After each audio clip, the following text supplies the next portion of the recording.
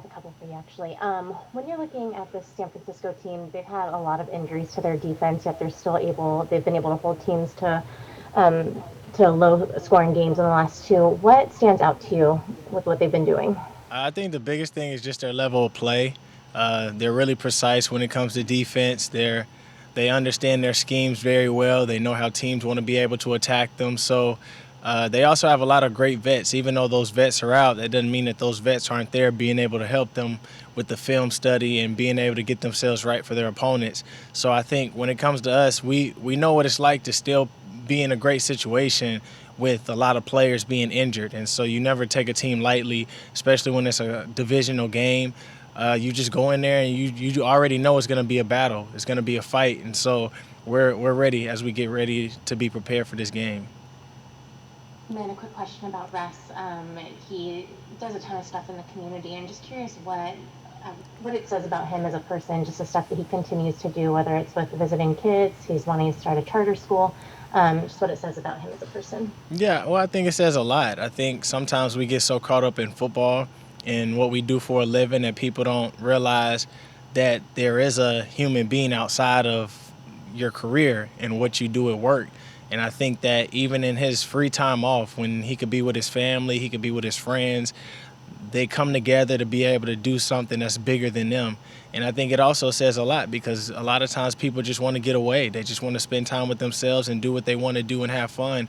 But to be able to think about doing something this special, especially what him and his wife is doing, I think it says a lot about them. And I think it's going to be something that's going to turn out to be really, really great. Thank you. Bob.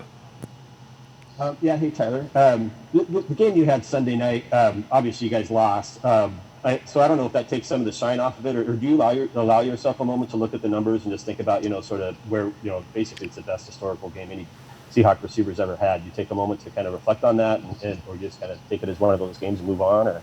Yeah, I mean, I try to reflect off of it the best way that I can. I think for me, you try to give yourself enough time to just be able to enjoy it, but also to be able to move on from it and not try to continuously live in the moment of what happened, but being able to take that moment and continue to carry it with you as you continue to work, as you continue to get better, and as you continue to try to just do whatever part or whatever role that the team has you play each and every week. That's kind of like how I take it. Like obviously we lost, but it's being able to, even when we watch the film, being able to scout myself and see what I did and see what other defenders are looking at whenever we go into certain types of games so I could be able to switch certain things up. Mike. Hey Tyler, what do you think makes Russ so relatable to a variety of people? What do I think makes Rush relatable? Yeah. Uh, well, I think there's a lot of things that could make Rush relatable to anybody. I think one of the things that makes people attach on to him a little bit more is just the way that he thinks out of every single situation. Sometimes, a lot of us get so caught up in looking at what life is right now or what the situations in the game and stuff looked right now. But the more and more that you're around them, the more you start to realize is that imagination is really key. And I think that when a lot of people are caught up in the wrong type of imagination in life or even on the football field, being around him allows you to be able to understand that, anybody could have thoughts like that. But being able to understand how to be able to overcome thoughts, how to achieve those thoughts, and how to be able to triumph over those type of thoughts, I think, understanding who he is and just how he's been able to be as successful that he is as a person, as a football player, I think he's able to relay to us a lot of things that we go through as well. Thanks. John Boyle. Yeah, Tyler, I heard you have some book news, new audio book or something coming out. Oh yeah, so last year, you remember like about a week and a half ago, I did the Reflections book, and so this year on Tuesday, so Election Day, I'm having the audio version of the reflection book come out whenever I'm saying every single poem. So people who didn't understand the flow of it actually will be able to hear what the flow actually sounds like and just what the poetry sounds like with me being able to read behind it rather than another person or rather than the person who's actually reading the book. So yeah, I'm definitely excited about that, being able to come out and just seeing what people think from reading it the way that they thought to being able to actually hear it. What was that process like after recording that? I mean, it wasn't really hard. I went in there and knocked it out within a couple of hours. Uh, I mean, it wasn't as difficult as you would think. Like, obviously, with COVID and stuff going on, it's hard, but it wasn't. It wasn't a lot of people in there. It was only like two of us that was in there, being able to get the stuff done. So it went pretty smooth. Corbin. Hey Tyler, I think this is the first time you've gotten to go against Jason Verrett in your career. You went through that broken leg injury a few years back, and it was a lengthy rehab. He played in the 6 games from 2016 to 2019, and now he's back playing really well. What does that say about him, and what have you seen from him on film? Yeah, I mean, it says a lot about Jason Verrett. Like, I don't know if y'all know, but we got to go against each other when we were in college. So we got to go against each other. And, he's been somebody that I'll talk to every now and then, especially when I see him. I got to see him at the Pro Bowl my rookie year whenever we were in Hawaii. So he's a really good guy, man. And I was really excited for him just to be able to get back right, being able to get himself in a position to come back and play. Kind of shows his resilience with all the injuries and stuff that he's dealt with throughout his career, and he's still fighting. He's still battling, still being able to start on the team, and I think it says a lot about him. And we all know that he's a great player. I definitely know that he's a great player. I went against him in college, like I said, and I'm looking forward to being able to go against him again and just making each other better every step of the way. But I'm definitely happy for him and happy that he's never stopped fighting and that things have been working out for him.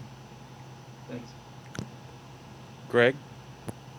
Hello, Tyler. You told us in August how you considered opting out for this year because of COVID-19, and I'm guessing you're glad in the decision you made.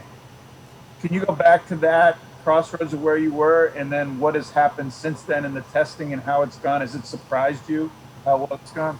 No, I mean, I don't think anything's really surprised me. I think I just felt more safe because, being here in Seattle, things have gone way more smoothly. I wasn't really worried so much about our team. I was worried about a lot of the other teams because I know that the way that the Seahawks kind of operate, they try to be as safe as possible, trying to put us in the best positions that we possibly can be in to be able to overcome what's going on right now in the world. It doesn't say that things can happen, but it just says that I know that they were going to do everything that they possibly could, especially with us having coaches who were older. I knew that they wouldn't want to be in a situation where they could possibly get it or bring it to their families.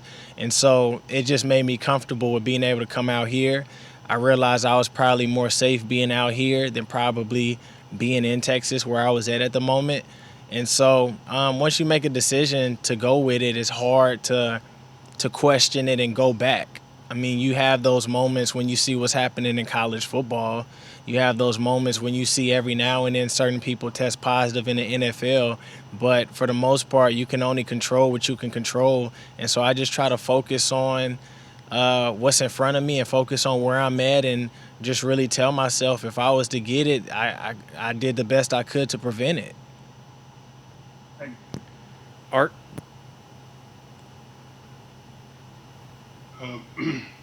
Tyler, you've had a number of games where you get 1 or 2 catches, and then you had a 15-catch game Sunday. What about the game plan and/or the Arizona defense caused that to happen?